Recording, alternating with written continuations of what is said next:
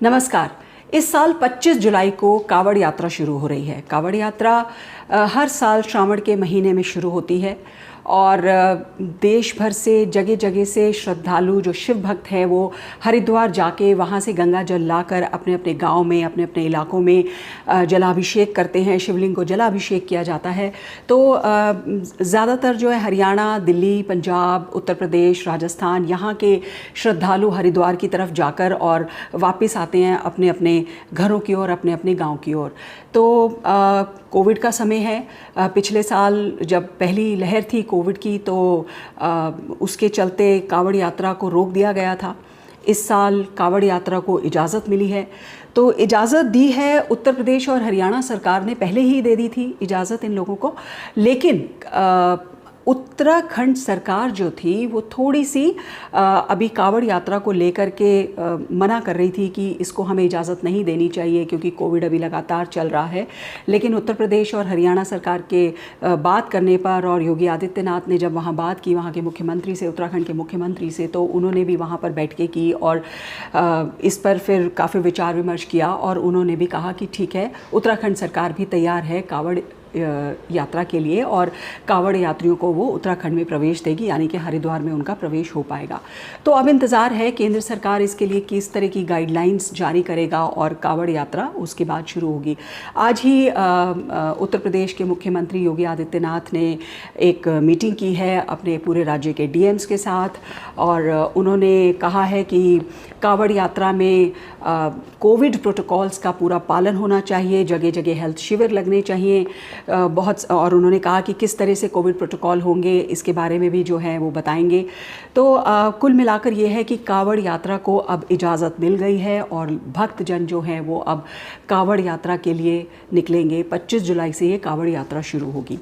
तो सबसे पहले तो बात यह है कि अभी तक कोरोना की दूसरी लहर जो चल रही है वो अभी ख़त्म नहीं हुई है।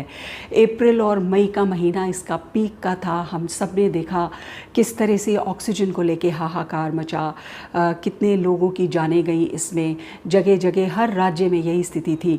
तो उसके बाद लॉकडाउन हुआ। अब धीरे धीरे अनलॉक की प्रक्रिया शुरू हो गई है।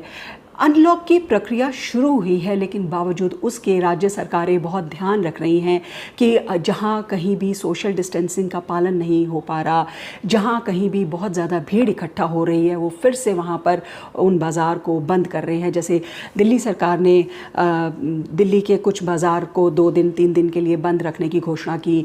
वहाँ पर कोविड प्रोटोकॉल का पालन नहीं हो रहा था, सोशल डिस्टेंसिंग का पालन नहीं हो रहा था, लोग मास्क नहीं लगा रहे थे।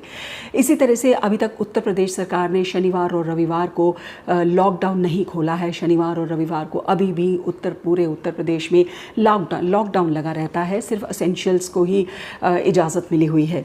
तो अगर हम अभी भी दूसरी वेव को लेकर के इतने सजग हैं, इतने कॉन्शियस हैं कि अभी भी जो है केसेस आ रहे हैं, मौतें भी हो रही हैं, तो हम क्यों कावड़ यात्रा को इस समय पर इजाज़त दे रहे हैं। पिछली बारी जैसे आपने देखा कि कुंभ चला था, जब कोविड पीक पर था तब कुंभ भी चला था, तो कुंभ के ऊपर भी काफ़ी बातचीत हुई। कुंभ को भी नहीं रोका गया था, इस पर भी काफ़ी वाद विवाद हुआ कि कुंभ रोका जाए नहीं रोका जाए। फिर प्रधानमंत्री ने अपील की कि कम से कम लोग जो हैं वहाँ पर जाएँ, घर में बैठ के पूजा पाठ करें, लेकिन उसका असर कुछ खास देखा नहीं गया। लोग फिर भी लाखों की तादाद में जनता हरिद्वार पहुँची कुंभ स्नान करने के लिए, शाही स्नान करने के लिए, और उसके बाद जब अपने अपने राज्यों में वापस लौटी तो कोरोना के केसेस बढ़ते हुए ही दिखाई दिए। तो इस तरह से हमने पहले भी ये पूरा नज़ारा देखा हुआ है, तो नहीं चाहेंगे कि दोबारा इस तरह का कोई नज़ारा दोबारा देखने को मिले। हालांकि मुख्यमंत्री योगी आदित्यनाथ ने ये दिशा निर्देश दिए हैं कि कोविड प्रोटोकॉल का पूरा पालन होना चाहिए, लेकिन कैसे हो पाएगा इसका पालन, ये भी एक बहुत बड़ा सवाल है। अभी अगर आप देख रहे हो तो न्यूज़ चैनल्स भी और जगह जगह ये इस तरीके के शॉट्स काफ़ी सोशल मीडिया पर भी चल रहे हैं कि लोग जो हैं हिल स्टेशंस पर पहुंचे हुए हैं, धर्मशाला, मसूरी, केम्प्टी फॉल के नीचे जो है कितनी भीड़ वहाँ जमा है, कोई सोशल डिस्टेंसिंग नहीं है, लोगों ने मास्क नहीं पहने हैं। शिमला हो, मनाली हो, नैनीताल हो, हर जगह लोग भीड़ इकट्ठा हुई है और कोई कोविड प्रोटोकॉल का पालन नहीं कर रहा। तो कल सरकार की ओर से भी बयान आया था कि इस तरह से अगर लोग बहुत ही लापरवाही बरतेंगे तो हम फिर से जो है एक नई लहर को देख सकते हैं। और ये भी एक सरकार की तरफ से आया, कुछ एक्सपर्ट्स और कुछ डॉक्टर्स का ये कहना है कि अभी भी सेकेंड वेव कोरोना की ख़त्म नहीं हुई है और तीसरी वेव की जो हम बात कर रहे हैं कि वो भी सितंबर अक्टूबर में उसका भी पीक आएगा। तो इन सब चीज़ों को देखते हुए कुल मिलाकर ये कह सकते हैं कि कोरोना अभी नहीं गया है, कोरोना अभी ख़त्म नहीं हुआ है। ठीक है कि सरकार ने इसको अनलॉक करना शुरू किया है, अनलॉक करना ज़रूरी भी है, लोगों को काम करना है, लोगों को अपने बिजनेस करने हैं, अपना कमाने का कुछ ना कुछ ज़रिया देखना है। लेकिन कावड़ यात्रा जो है उसको मुझे लगता है कि अभी अगर उतनी इजाज़त नहीं मिलनी चाहिए।